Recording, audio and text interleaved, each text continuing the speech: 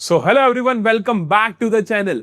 मैं हूं Sanyam Dhyana, a commerce graduate from Shri Ram college of commerce, जहां मुझे गोल्ड मेडल भी मिला एंड मैं रह चुका हूं अपने स्टेट का board topper, that is in class 12 with 99.6% marks. आज हम करने वाले हैं बेसिक अकाउंटिंग टर्म्स। तो मैं आप सभी बच्चों से आज पहले 15 मिनट मांगता हूं, बस 15 मिनट शिद्दत से इस लेक्चर को सुन लेना। इतनी गहराई में, इतनी डीपली, इतनी अच्छी अंडरस्टैंडिंग के साथ बेसिक अकाउंटिंग टर्म्स तुम्हें कोई नहीं पढ़ा सकता, क्योंकि मैं खुद इस चैप्टर पे इतना ज्यादा एफर्ट लगाता हूं। चाहे मैं पढ़ाता हूं, चाहे मैं इसकी पीपीटी बनाता हूं, एक एक अक्षर, एसेट का क्या मतलब है, लायबिलिटी का क्या मतलब है, इन डेप्थ उनका एक्चुअली में मतलब क्या होता है, आईसीएआई का मॉड्यूल क्या कहता है उनके बारे में, कंपनी सेट क्या कहता है उनके बारे में, एक एक चीज मैं तुम्हें यहां पर बताने वाला हूं। अगर तुम नए हो इस चैनल पे तो जल्दी चैनल को सब्सक्राइब कर दो, क्योंकि हम हैं पूरे इंडिया में एकमात्र यूट्यूब चैनल जो आपको class 11th and class 12th accountancy eco business का full course free on YouTube करवा रहे हैं, और वो बेस्ट तरीके से करवा रहे हैं। एक और चीज, अगर आप मुझे पहले से ही फॉलो कर रहे हो तो जल्दी से जाके कमेंट सेक्शन में अपना नाम लिख दो, अपने नाम की प्रेजेंट लगा दो कि मैं आया हूं, आरव फ्रॉम दिल्ली आया है, और जल्दी से लिख दो am 100 out of 100 in class 11th accountancy. क्योंकि अगर तुम्हारा सीए बनने का सपना है, या सीएफए बनने का सपना है, या एसीसीए बनने का सपना है, कुछ भी सपना है कॉमर्स की फील्ड में आगे जाने के लिए, तो अकाउंटेंसी आनी बहुत जरूरी है। और अकाउंटेंसी की भी स्पेशली बेसिक अकाउंटिंग टर्म्स की अंडरस्टैंडिंग होना बहुत बहुत जरूरी है। तो आइए जल्दी से शुरू करते हैं basic accounting terms. I hope आप सबने अपनी अटेंडेंस अभी तक कमेंट सेक्शन में लगा दी होगी, क्योंकि मैं चेक करता हूं कि कौन कौन बच्चे रेगुलरली मेरे पास आ रहे हैं। तो आइए जल्दी से शुरू करते हैं बेसिक अकाउंटिंग टर्म्स का लेक्चर नंबर 1।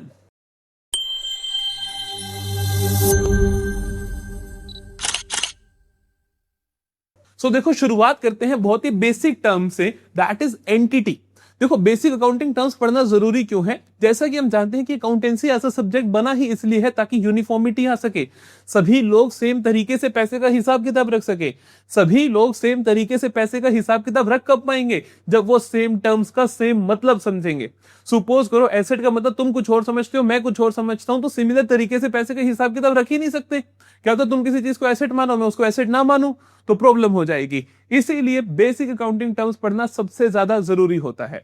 तो पहली टर्म मैं आपको सिखाने वाला हूं, दैट इज एंटिटी क्या होती है। दैट इज एंटिटी क्या होती है। देखो, एंटिटी की बात यहां पर हम करते हैं कि ऐसी कोई भी चीज जिसका पैसे से रिलेशन है, जो इकोनॉमिक एक्टिविटी कर रही है। क्या बोला? An economic unit which may be a business, which may be a business entity और नॉन बिजनेस एंटिटी। ध्यान से सुनना इसका मतलब। कईयों को लगता है जो भी चीज पैसे से डील करती है, जो भी इंस्टीट्यूट या जो भी एंटिटी पैसे से डील करती है, दैट इज बिजनेस एंटिटी। ऐसा नहीं होता है। मैंने इसलिए यहां पर लिखा इकोनॉमिक यूनिट। राजे, इकोनॉमिक यूनिट का मतलब क्या होता है? ऐसी unit which deals in exchange of money. जिसके अंदर deals in exchange of money का मतलब यह होता है कि जहां पर पैसे का इन्वॉल्वमेंट है। राजा, जहां पर पैसे का इन्वॉल्वमेंट है, ठीक है। चाहे तो आप एक बिजनेस एंटिटी हो, चाहे आप एक बिजनेस एंटिटी नहीं हो। बिजनेस एंटिटी का मतलब होता है कि प्रॉफिट मोटिव होना। चाहे तो आपका प्रॉफिट मोटिव है, चाहे आपका प्रॉफिट मोटिव नहीं है। अगर मान लो मैं एनजीओ की बात करूं, जो नॉन गवर्नमेंट ऑर्गेनाइजेशंस होती हैं, या मैं गवर्नमेंट की बात करूं, जो गवर्नमेंट ऑर्गेनाइजेशंस होती हैं, इनका कोई प्रॉफिट मोटिव नहीं होता, लेकिन पैसे के हिसाब किताब तो ये भी रखेंगे ना। इकोनॉमिक यूनिट तो है ही है ना, ये पैसे का लेन देन तो कर ही रहे हैं ना। अब सरकार मान लो किसानों के खाते में हर महीने इतने पैसा डालती है, इकोनॉमिक यूनिट तो है ही ना, लेकिन उनका चाहे मोटिव प्रॉफिट नहीं है, चाहे वो बिजनेस एंटिटी नहीं है, लेकिन इकोनॉमिक यूनिट तो है ही है। तो बेसिकली मैं आपको समझाना चाहता हूं, जो भी हम हिसाब किताब रखते हैं, पैसे का हिसाब किताब रखते हैं, वो एक इकोनॉमिक यूनिट का रखते हैं। वो बिजनेस एंटिटी हो या बिजनेस एंटिटी ना हो, फर्क नहीं पड़ता है। समझ आई मेरी बात? चलो नेक्स्ट टर्म पे चलते हैं। नेक्स्ट टर्म आती है बिजनेस ट्रांजैक्शन। बिजनेस ट्रांजैक्शन का मतलब होता है all those exchanges of money which are recorded, classified, summarised, analysed and interpreted. Accounting की डेफिनेशन याद है आपको? क्या बोला था मैंने? Accounting is a systematic process of record करना, क्लासिफाई करना, समराइज करना, एनालिसिस करना, इंटरप्रेट करना। ये सब काम करना किसके साथ करना? फाइनेंशियल ट्रांजैक्शंस के साथ करना। वही होती है हमारी बिजनेस ट्रांजैक्शंस। मैं बोलूं फाइनेंशियल ट्रांजैक्शन या मैं बोलूं बिजनेस ट्रांजैक्शन, एक ही मतलब है। ऐसे एक्सचेंजेस जिसके अंदर पैसे का इन्वॉल्वमेंट हो बेटा, उसे हम क्या बोलते हैं? बिजनेस ट्रांजैक्शंस बोलते हैं। आओ रीड करते हैं। कहते हैं business transaction means an economic activity. एक पैसे के लेन देन की एक्टिविटी होती है, एक पैसे के लेन देन की एक्टिविटी होती है that involves exchange of value and can be measured in the monetary terms. कहता है जिसके अंदर क्या हो बेटा, एक्सचेंज ऑफ वैल्यू हो, जिसके अंदर किसी चीज का एक्सचेंज हो। मैंने सामने वाले को एक शर्ट बेची और उससे पैसे लिए, वैल्यू का एक्सचेंज है। Can be measured in the terms of monetary terms, कहते हैं कि जिसको आप पैसे के रूप में माप सको। ध्यान रखना, अकाउंटिंग के अंदर सिर्फ और सिर्फ वो ट्रांजैक्शंस आती हैं जिनको आप पैसे के रूप में माप सकते हो, अदरवाइज कोई भी ट्रांजैक्शन नहीं आती है।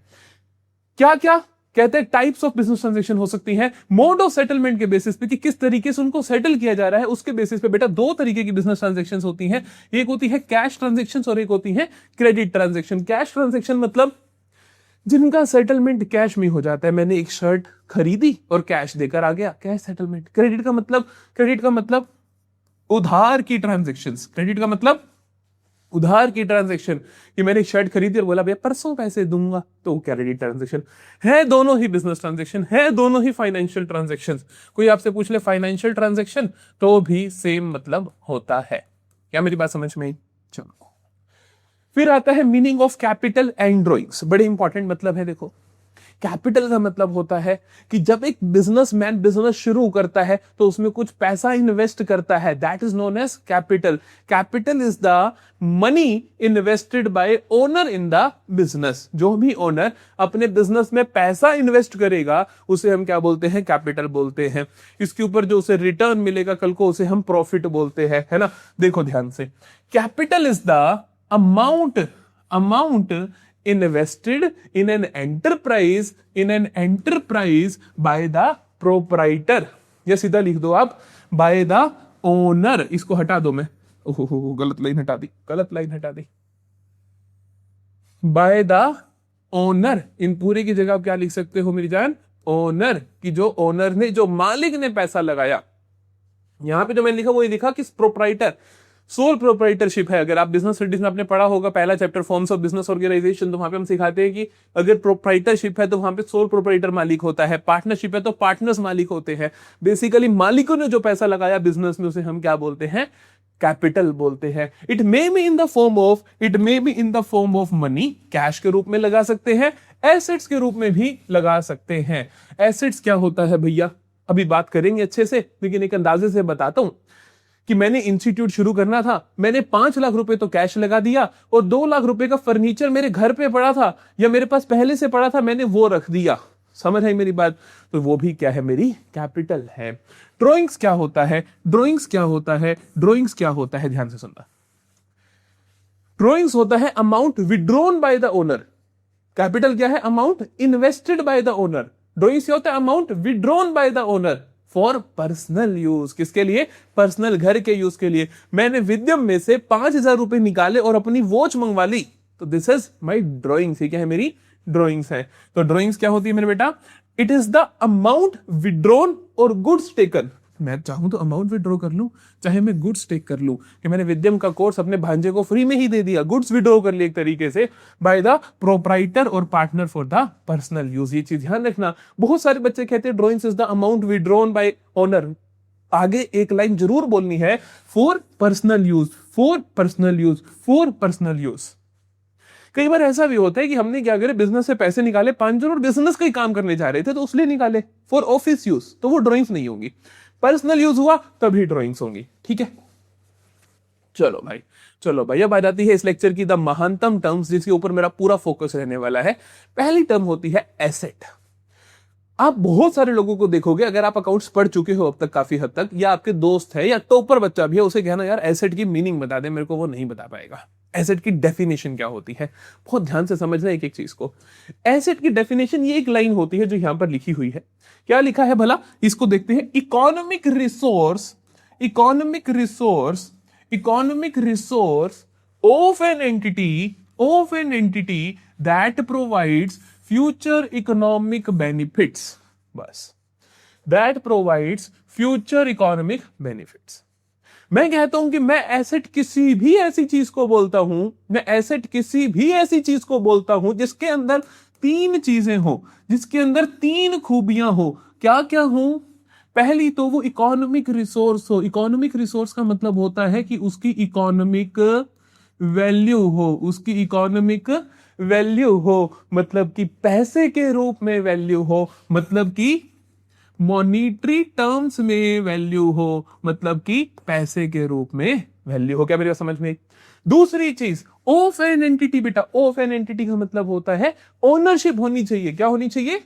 ओनरशिप होनी चाहिए, कि business is free to use, कि business is free to use, business अपने मन मुताबिक चीज को यूज कर सके।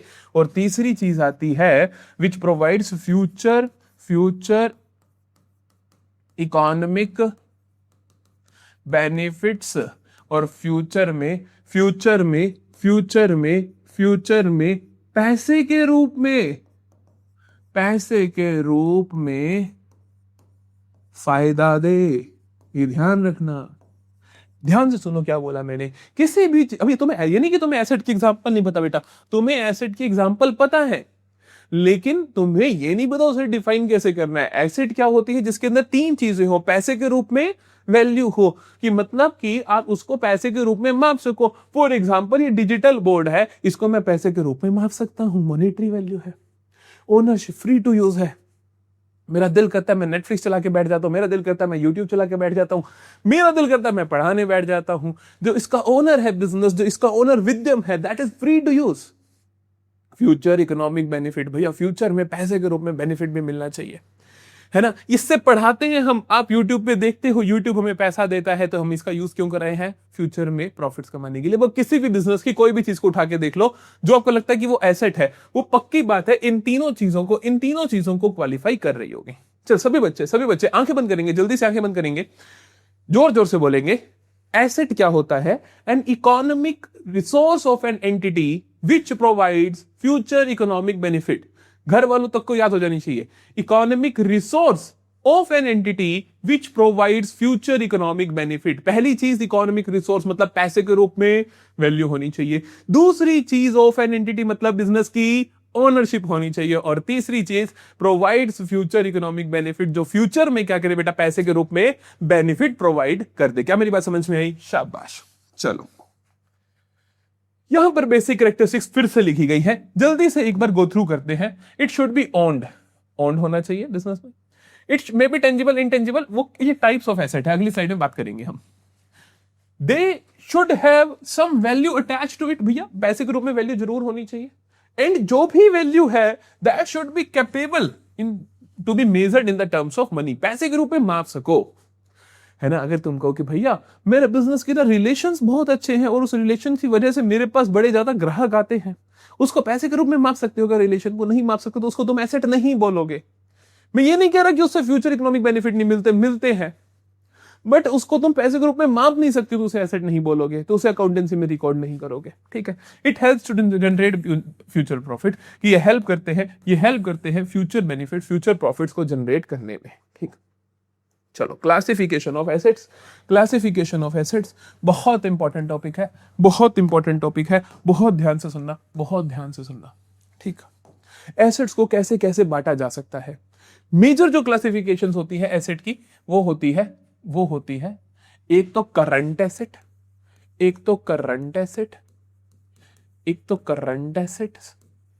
और एक होती है नॉन करंट एसेट्स।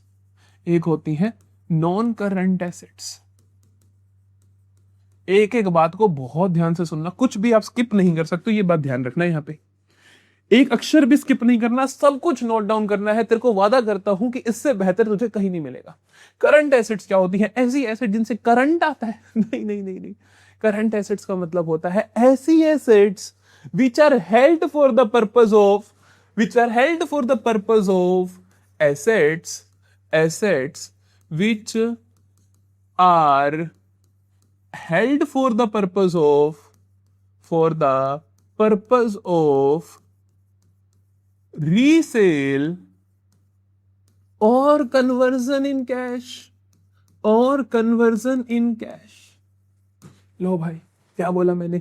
ऐसी एसेट्स जो बिजनेस अपने पास इसलिए रखता है, जो बिजनेस अपने पास इसलिए रखता है for the purpose of resale और कन्वर्जन इन कैश, जिनको वो बेच देगा या उनको वो कैश में कन्वर्ट कर लेगा। अरे भैया ऐसी एसेट होती है कि कोई? सोचो जरा, सोचो जरा, क्या तुम्हारे बिजनेस में सपोज एक जूते की दुकान है, सपोज एक जूते की दुकान है, उसके अंदर ऐसी कौन सी चीज है जिसे वो बेच के पैसे में कन्वर्ट करना चाहता है? भैया शूज की दुकान में शूज, इलेक्ट्रिसिटी की दुकान में ऐसा क्या है भैया? पंखे, लाइट। तो मतलब कि जो भी उनका स्टॉक है, जो भी उनकी इन्वेंट्री है, क्या लिखा मैंने एग्जांपल में? स्टॉक, या इसे हम इन्वेंट्री भी बोलते हैं। किसी भी बिजनेस का जो स्टॉक या इन्वेंट्री होता है, दैट चीज इज करंट एसेट, क्योंकि उसको बेची कैश में कन्वर्ट करना चाहते हैं। अच्छा, कैश, किसी भी बिजनेस के पास जो कैश या बैंक का बैलेंस है, या बैंक का बैलेंस है, ये दोनों क्या है मेरे बेटा? ये तो ऑलरेडी कन्वर्टेड इन कैश है। कहता है कि या तो वो रीसेल करो या वो ऑलरेडी हो ही कैश, तो वो भी क्या आ जाएगा? क्या आ जाएगा? करंट एसेट आ जाएगा। यहां तक मेरी बात समझ में आई? चल नॉन करंट एसेट देखते हैं। अच्छा भाई, अगर करंट एसेट ऐसी है जिनका पर्पस रीसेल करके कैश में कन्वर्ट करना है, तो नॉन करंट एसेट क्या होगी? उल्टी होगी। तो नॉन करंट एसेट क्या होगी? उल्टी होगी। हम क्या बोलेंगे? Assets which are not held for the purpose of resale। अच्छा भैया, ऐसी एसेट जिनका पर्पस हमारा बेचना नहीं है, जिनका पर्पस हमारा बेचना नहीं है कि हम उन्हें बेचेंगे, बेच दिया कोई बात नहीं, लेकिन पर्पस ये नहीं था। ठीक है, ठीक है, अभी एग्जांपल बताऊंगा। Assets which are not held for the purpose of resale. लेकिन कुछ तो पर्पस होगा, तो देखो क्या होता है, but for the purpose of क्या पर्पस हो सकते हैं भैया? पहला पर्पस हो सकता है फॉर इन्वेस्टमेंट, और दूसरा पर्पस हो सकता है फैसिलिटेटिंग बिजनेस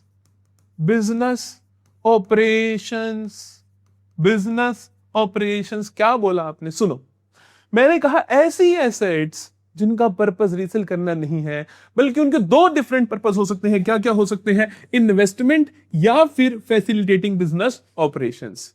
कि या तो बिजनेस का पर्पस है उन्हें इन्वेस्टमेंट करें, इन्वेस्टमेंट का मतलब होता है कि फ्यूचर में प्रॉफिट जनरेट होगा उससे, या फिर बिजनेस के ऑपरेशंस को फैसिलिटेट करना, बिजनेस के ऑपरेशंस को स्मूथली रन करने में हेल्प करे। अच्छा, ऐसा क्या होता है? एग्जांपल सोच, जूते की दुकान में जो एसी लगा हुआ है, तुम शूज लेने तुम जाते हो उस दुकान में, क्या वो कहता है अरे भैया मेरा एसी ले लो, जूते छोड़ो एसी ले लो? नहीं बोलता ना। तो एसी किसने लगा रखा है? उसने। पर्पस क्या है बेटा? Not held for the purpose of resale. वो एसी को नहीं बेचना चाहता, वो किसे बेचना चाहता है? जूते बेचना चाहता है। तो जूते हुए करंट एसेट। जिसे नहीं बेचना चाहता तो उसका कुछ और पर्पस होगा। क्या पर्पस है? इन्वेस्टमेंट या फैसिलिटेटिंग बिजनेस ऑपरेशन। फैसिलिटेट कर रहे हैं बिजनेस के ऑपरेशंस को, जो एयर कंडीशनर लगा है, जो काउंटर पड़ा है, फैसिलिटेट कर रहा है। जो वहां पे फिटिंग हो रखी है, फर्नीचर लगा हुआ है, फर्नीचर एंड फिटिंग्स है, वो क्या है? फैसिलिटेट कर रहा है बिजनेस ऑपरेशंस को। उस जूते की दुकान के मालिक ने, आपको पता है, एक एफडी भी करवा रखी है 5 लाख रुपए की। तो उसका क्या पर्पस होगा? इन्वेस्टमेंट पर्पस होगा, है ना? क्योंकि वो एफडी को बेच नहीं रहा, वो एफडी की वजह से बिजनेस चला नहीं रहा, बिजनेस में हेल्प नहीं कर रही, उससे पैसा कल को कमाई मिलेगी, उसको ब्याज मिल रहा है, तो वो क्या? उसकी इन्वेस्टमेंट है। क्या मेरी बात समझ में आई? तो बेसिकली ऐसी assets which are not held for the purpose of resale, लेकिन उनके दो पर्पस हो सकते हैं। क्या क्या भला? इन्वेस्टमेंट या फिर बिजनेस ऑपरेशंस को फैसिलिटेट करना। एग्जांपल के तौर पे land and building, furniture and fittings,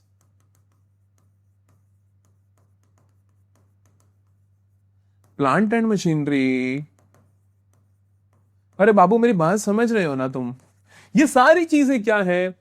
अब मेरा स्कूल है, वहां पे बच्चों को क्या बेचता हूं? कोर्स बेचता हूं। क्या मैं उन्हें बिल्डिंग बेच देता हूं अपनी? नहीं ना। तो बिल्डिंग क्या है? मेरी नॉन करंट एसेट है, etcetera. Am I clear to you all? चलो अब मेरी बात को ध्यान सुनो, मैं एक एग्जांपल पूछता हूं आपसे। एसी लगा हुआ है जूते की दुकान पे, तो उसके लिए वो करंट एसेट है या नॉन करंट एसेट है? भैया नॉन करंट एसेट है। वही एसी एक इलेक्ट्रिसिटी के शोरूम में पड़ा है, तो वो क्या है? उनकी करंट एसेट, क्योंकि उनका पर्पस है उस एसी को बेचना। तो एक बात और समझ में आती है, कोई चीज हो सकता है किसी के लिए तो करंट एसेट हो, और हो सकता है किसी के लिए क्या हो? नॉन करंट एसेट हो। चल एक और एग्जांपल होमवर्क के लिए, एग्जांपल मैं अभी नहीं बताऊंगा, ठीक है, ठीक है, ठीक है, होमवर्क के लिए एग्जांपल, ठीक है। एक फैन है इलेक्ट्रिसिटी की शॉप में, तो वो कौन सी एसेट हुआ? आप बताओगे। एक फैन है विद्यम के ऑफिस में लग रखा है, विद्यम के ऑफिस में लग रखा है, तो वो कौन सी एसेट है? बताओगे ना, बताओगे ना? चल शाबाश। अच्छा, करंट एसेट समझ आया, नॉन करंट समझ में आया। और नॉन करंट एसेट के, अब मैंने आपको बोला कुछ नॉन करंट एसेट तो होती है इन्वेस्टमेंट पर्पस के लिए, कुछ होती है बिजनेस ऑपरेशंस को फैसिलिटेट करने के लिए। तो इस वजह से ध्यान सुनना, इन एसेट्स को हम क्या बोलते हैं? फिक्स्ड एसेट्स बोलते हैं। इन एसेट्स को हम क्या बोलते हैं मेरी जान? फिक्स्ड एसेट्स बोलते हैं, फिक्स्ड एसेट्स बोलते हैं। फिक्स्ड एसेट्स की डेफिनेशन क्या हुई? फिक्स्ड एसेट्स की डेफिनेशन क्या हुई? those non-current assets which are held, जो इसलिए रखी गई है to facilitate business ऑपरेशंस। क्या मेरी बात समझ में आई? नॉन करंट एसेट का पर्पस तो इन्वेस्टमेंट भी हो सकता है, बिजनेस ऑपरेशंस भी हो सकता है, लेकिन हम कहते हैं ऐसी नॉन करंट एसेट्स जिनका क्या पर्पस है? फैसिलिटेट करना बिजनेस के ऑपरेशंस को हम क्या बोलते हैं? फिक्स्ड एसेट्स बोलते हैं। अच्छा भैया, फिक्स्ड एसेट्स बोलते हैं तो फिक्स्ड एसेट्स के आगे फर्दर दो टाइप्स होते हैं, क्या क्या? पहली होती है टेंजिबल फिक्स्ड एसेट्स, और दूसरी होती है इनटेंजिबल फिक्स्ड एसेट्स। क्या होती है टेंजिबल? देखो यार, सबको पता होगा मेरे हिसाब से, टेंजिबल एसेट्स होती हैं जिन्हें देख सकते हो, टच कर सकते हो, जिन्हें देख सकते हो, टच कर सकते हो, देख सकते हो, टच कर सकते हो। इस बोर्ड को देख सकता हूं, अरे टच भी कर सकता हूं, तो ये क्या है? टेंजिबल। कुछ एसेट्स होते हैं जिन्हें आप देख नहीं सकते, टच नहीं कर सकते, उनकी फिजिकल एग्जिस्टेंस होती ही नहीं है, you can just feel them, है ना? आप देख नहीं सकते, टच नहीं कर सकते। जैसे कि एक बिजनेस की गुडविल का मतलब होता है रेप्यूटेशन, है ना? रेप्यूटेशन क्या है बिजनेस की? That is, you can't touch that. अब छू नहीं सकते, देख नहीं सकते, फील कर सकते हो कि इस बिजनेस की अच्छी रेप्यूटेशन है, ठीक है क्या? चल मैं लिखता हूं डेफिनेशन। टेंजिबल एसेट्स क्या हुई? Those fixed assets which have physical existence, जिनको देख सकते हो, सी कर सकते हो, एंड टच कर सकते हो। क्या मेरी बात समझ में आई? एग्जाम्पल के तौर पे land and building, plant and machinery, blah blah, जितनी भी एसेट्स है जो मर्जी लिख दो। और क्या लिखा हमने वहां? Furniture and fittings etcetera. क्या मेरी बात समझ आई? इनटेंजिबल एसेट्स क्या हुई? भैया ऐसी एसेट जिन्हें हम देख नहीं सकते, टच नहीं कर सकते, भूतिया एसेट्स भैया।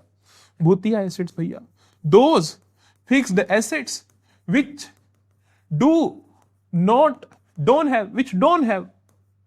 don't have physical existence, जिनकी कोई फिजिकल एग्जिस्टेंस नहीं है, उन्हें क्या बोलते हो? इंटेंजिबल एसेट्स बोलते हो। आप देख नहीं सकते, टच नहीं कर सकते हो, बस क्या कर सकते हो? फील कर सकते हो। जैसे मैंने फील बोला ना, एक्स याद आ गई, है ना? उसे नहीं फील करना, क्या कर सकते हो? फील कर सकते हो। ऐसी एसेट्स के एग्जांपल कोई बच्चा नहीं भूलेगा। चल देख, goodwill, patents, trademarks, licence, franchise, copyright. भैया आपको कैसे याद है सब? अरे भैया बहुत ऊपर रही है। देखो ध्यान से। गुडविल का मतलब होता है वैल्यू ऑफ रेप्यूटेशन। ट्रेडमार्क का मतलब होता है कि अपने नाम का ट्रेडमार्क ले लेते हैं। जैसे विद्यम हम ही यूज कर सकते हैं, तो कोई और नहीं कर सकता, हमारे पास उसका ट्रेडमार्क है। लाइसेंस, जैसे कि मैं डोमिनोज, लाइसेंस का मतलब होता है कि मुझे लाइसेंस मिल गया, जैसे कि आप देखो कि जनरली जो एडवोकेट्स होते हैं उनके पास लाइसेंस होता है, तो लाइसेंस हो गया। फ्रेंचाइज, मेरे पास डोमिनोज की फ्रेंचाइजी है ना, उसको मैं देख नहीं सकता, टच नहीं कर सकता, बट वो है तो पड़ी ना, तो that is just a document, but उसकी कॉस्ट बहुत ज्यादा होती है, तो वो क्या हुई, इंटेंजिबल एसेट। कॉपीराइट होता है कि मैंने किताब छाप दी, अब वो किताब कोई और नहीं छाप सकता, तो मैं उस पर कॉपीराइट करवा लेता हूँ। ये सारी क्या है, मेरी इंटेंजिबल एसेट्स है। क्या मेरी बात समझ में आई? चल दोबारा से देखें एक बार जल्दी से एसेट्स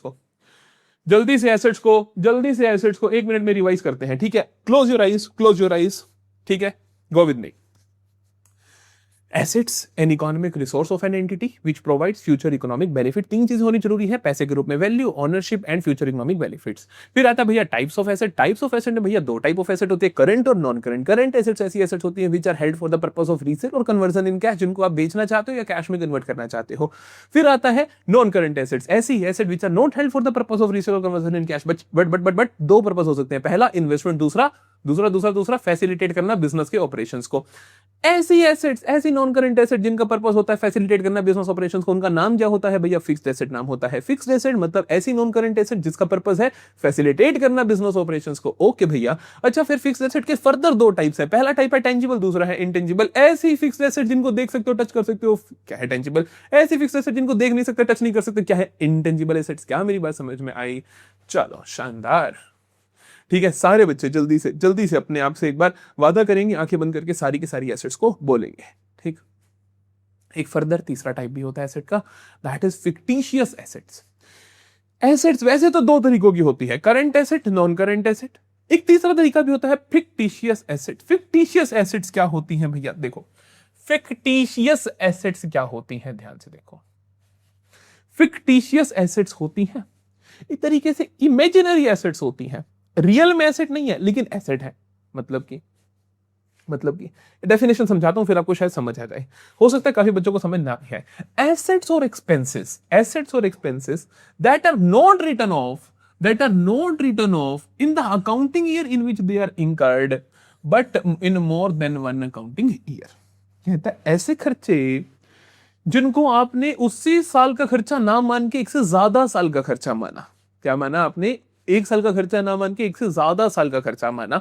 मैं आपको एसेट का बेसिक मतलब समझाता हूं। देखो, कुछ खर्चे होते हैं जो आप मानते हो कि इसी साल हमने एग्जॉस्ट कर लिए, कुछ खर्चे होते हैं जिन्हें लगता है कि वो ज्यादा सालों तक काम देंगे। बहुत ध्यान से सुनना मेरी बात, हालांकि अगली क्लास में भी सिखाऊंगा। कुछ खर्चे होते हैं मेरे बेटा जो मुझे एक साल तक की वैलिडिटी लगती है, मुझे लगता है कि एग्जॉस्ट हो जाएंगे। एग्जॉस्ट मतलब कि एग्जॉस्ट हो जाएंगे विद इन अ ईयर, एक साल में ही खत्म हो जाएंगे, ठीक। कुछ खर्चे होते हैं जो जिनका बेनिफिट मिलेगा मुझे मोर देन 1 ईयर। बहुत ध्यान से सुनना। जैसे कि मैंने ये डिजिटल बोर्ड खरीदा, क्या लगता है मेरे को एक साल के लिए काम आएगा? नहीं, कई साल आएगा भैया, 5-6 साल आएगा। तो ये इस तरीके का एक्सपेंडिचर हुआ। जो इस तरीके के एक्सपेंडिचर होते हैं उनसे मेरी एसेट्स बनती हैं, उससे मेरी क्या बनती है मेरे बेटा? एसेट बनती है। कुछ खर्च होते हैं जो सिर्फ एक इलेक्ट्रिसिटी का बिल है, क्या लगता है मैंने इलेक्ट्रिसिटी यूज की, एक महीने का बिल दिया, एग्जॉस्ट हो गया, तो वो क्या है मेरे बेटा? इस तरीके का खर्चा, इसे हम क्या बोलते हैं? एक्सपेंस बोलते हैं। हालांकि इसके और नाम भी आएंगे अगली क्लास में, अभी हल्का सा मतलब समझो। तो बेसिकली हम एसेट ऐसे खर्चों को बोलते हैं या ऐसी चीजों को बोलते हैं या ऐसी चीजों पे किए गए खर्चों को बोलते हैं।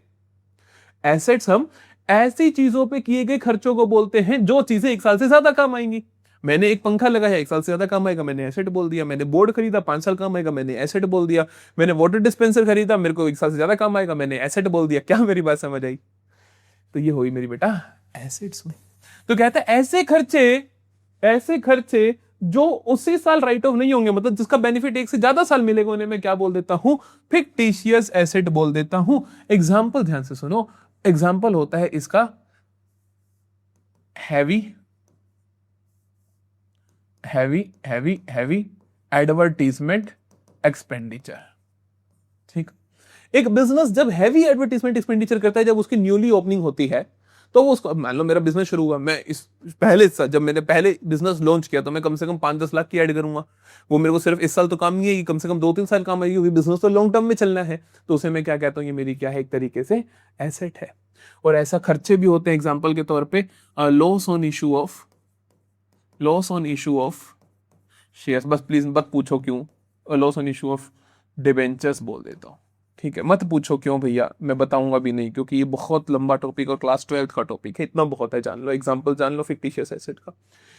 इसे हम बोलते हैं डेफर्ड रिवेन्यू एक्सपेंडिचर। क्या बोलते हैं हम इसे? Deferred revenue expenditure. धीरे धीरे सब समझ आएगा, अगली क्लास में ये टर्म आ जाएगी राज्य, अभी मैं इस पे ज्यादा टाइम नहीं लगाता, क्योंकि जैसे मैं एक्सपेंसेस की क्लासिफिकेशंस करवाऊंगा तो वहां पे डेफर्ड रिवेन्यू एक्सपेंडिचर भी करवा दूंगा, ठीक है। ये मैंने आपको समझाया था कि अकाउंटेंसी थोड़ी चलती कैसे है, आपको हल्का आइडिया मिल जाए, ठीक है, ठीक है मेरे बेटा। तो अभी आप इसको भी इग्नोर कर सकते हो, सिर्फ ये डेफिनेशन पता हो और इसके एग्जाम्पल पता हो, बहुत है।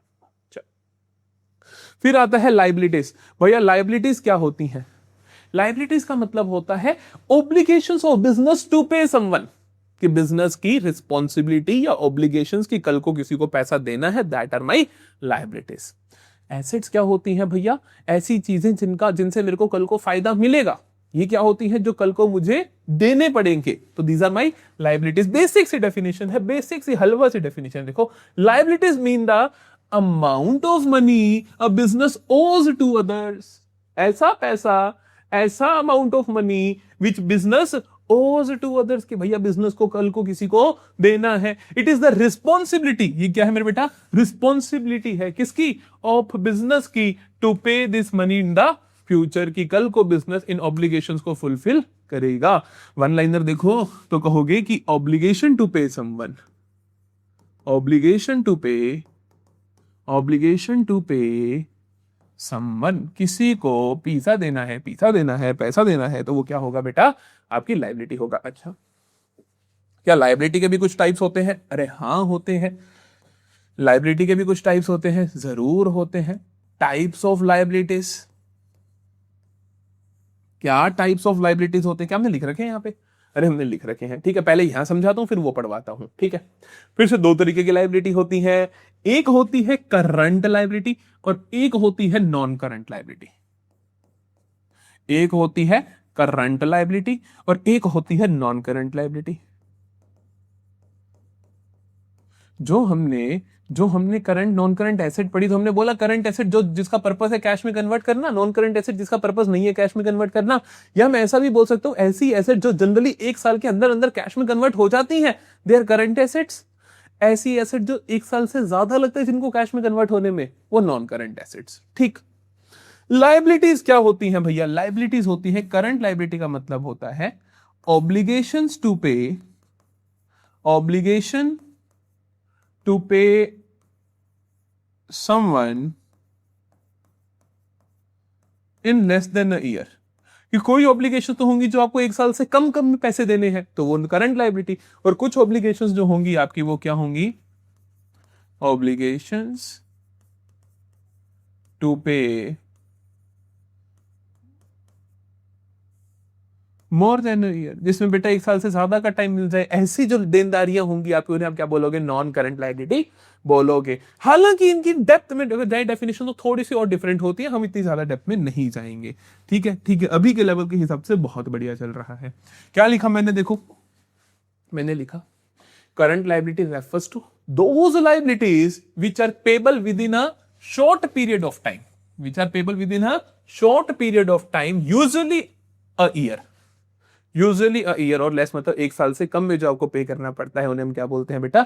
करंट लायबिलिटीज बोलते हैं। दे arise out of normal trade activity. ये कब होती हैं? जब नॉर्मल बिजनेस करते हो तो उससे जो आपकी लायबिलिटीज अराइज होती है, उन्हें आप क्या बोलते हो? करंट लायबिलिटी बोलते हैं। एग्जांपल के तौर पे creditors, bank overdraft, bills payable. तीनों का मतलब नहीं पता तुम्हें, है ना? देखो, क्रेडिटर्स का मतलब होता है, क्रेडिटर्स का मतलब होता है goods bot on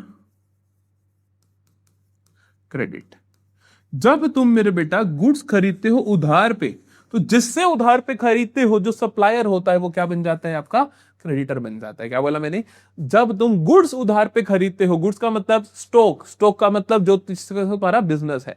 for example मेरी जूते की दुकान है, तो मैंने अपने सप्लायर से अगर जूते उधार पे खरीदे हैं, अगर मैंने अपने सप्लायर से जूते उधार पे खरीदे हैं, तो वो क्या है? मेरा क्रेडिटर है। बैंक ओवरड्राफ्ट क्या होता है? बैंक ओवरड्राफ्ट क्या होता है बेटा? बैंक ओवरड्राफ्ट होता है, बैंक ओवरड्राफ्ट होता है कि बैंक में पैसे से 10,000 तुमने निकाल लिए 12,000 और बैंक ने भी 2,000 एक्स्ट्रा दे दिए, क्योंकि बैंक को पता तू तो बढ़िया कस्टमर है, तो वो होता है bank OD. Money withdrawn in excess of, in excess of bank balance. Bills payable क्या होता है? ये जो क्रेडिटर्स होते हैं, कई बार इनको हम पे भरोसा नहीं होता, तो ये कहते हैं बैंक से लिखवा के दे दो कि आप कल को मुझे पैसा दे दोगे। एक बिल ऑफ एक्सचेंज नाम का इंस्ट्रूमेंट बन जाता है, ज्यादा डेप्थ में नहीं जाते, तो वो क्रेडिटर्स मेरे बिल्स पेबल बन जाते हैं कि मेरे को गारंटी दे देता हूं एक तरीके से कि पैसा दूंगा ही दूंगा। फिर आती है नॉन करंट लायबिलिटीज। अरे बाबा, नॉन करंट लायबिलिटीज क्या होती हैं? Non current liabilities are those liabilities which are to be paid after a long period, usually more than 1 year, जिसको 1 साल के बाद पे करना होता है। They do not arise out of normal, ये कहते हैं नॉर्मल बिजनेस ऑपरेशन में अराइज नहीं होती है। ये नहीं कि तुमने उधार पे सामान ले लिया तो उसको 1 साल के बाद पेमेंट करोगे, उसको विद इन ईयर करनी ही पड़ती है, वो करंट लायबिलिटी है। ये अराइज होती है, मानो तुमने बैंक से लॉन्ग टर्म के लोन ले लिया, तुम्हें बिजनेस शुरू करना था, तुमने लोन ले लिया कि 5 साल बाद चुकाऊंगा, तो that is your non current liability. Example, long term loan, debentures. Debenture का मतलब होता है बेटा पैसा लेना है उधार पे, लेकिन जनरल पब्लिक से ले लिया। ठीक है, 12th क्लास में पढ़ोगे आप इसके बारे में अच्छे से, इतनी कोई खास जरूरत नहीं है, 11th है पता होना। लॉन्ग टर्म लोन लिखो, बैंक लोन लिखो, तो ये क्या हुआ मेरे बेटा? Non current liabilities. I hope आज की क्लास में तुम्हें मजा आया होगा। आज की क्लास करते हैं यहीं पर समाप्त। मिलेंगे अगली क्लास में बहुत सारी और नई नई अकाउंटिंग टर्म्स के साथ, और पहले पढ़ेंगे एक्सपेंसेस के बारे में, फिर पढ़ेंगे रिसिप्ट के बारे में। खर्चा किसे बोलना है किसे नहीं, रिसिप्ट किसे बोलना है किसे नहीं बोलना है। क्या मेरी बात समझ में आई? तो मिलते हैं अगली क्लास में बहुत बहुत बहुत जोश और बहुत बहुत ताकत के साथ। जोश अपना हाई रखना है, जल्दी से कमेंट सेक्शन में लिख कर जाओ डन अगर तुमने ये लेक्चर कंप्लीट कर लिया है तो, ताकि आपका एक ना वो चेकलिस्ट बनी रहे कि हाँ ये भैया से पढ़ लिया, ये भी भैया से पढ़ लिया, ये भी भैया से पढ़ लिया। और अगले लेक्चर में जरूर आ जाना, बिल्कुल टाइम से आ जाना। Bye bye, take care.